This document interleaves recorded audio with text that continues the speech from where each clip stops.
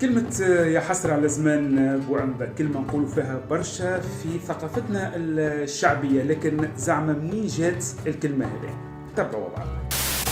قبل الاحتلال الفرنسي كانت فما الدولة العثمانية اللي تحكم في تونس في الوقت هذاك. بالطبيعة كانت العملة النقدية في الوقت هذاك هي الريال العثماني قبل ما يجي الفرنك الفرنسي ثم الدينار التونسي. إذا الريال العثماني هذا كان فيه برشا أشكال وفيه برشا أنواع وبرشا صور يتحطوا فيه باش يكون فما صورة، إما صورة امرأة أو صورة جمل أو صورة قلة.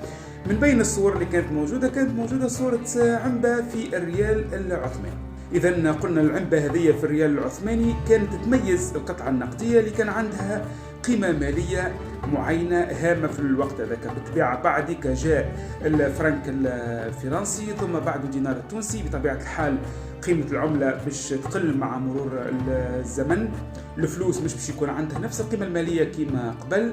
إذا العباد ولا تتحسر على الوقت اللي كانت فيه العملة النقدية اللي مصورة فيها العنبة. كانوا يقولوا يا حسرة على العملة النقدية اللي فيها العنبة. تطور الزمن ولينا نقولوا يا حسرة على الزمان اللي فيه العملة النقدية اللي مصورة فيها عنبة الريال العثماني. وبعد تطور الزمن ولينا نقولوا يا حسرة على زمان بوعنبة، ولي نقصدوا به العنبة المصورة على الصورة النقدية في الريال العثماني والقيمة المادية اللي كان يعطيها قبل.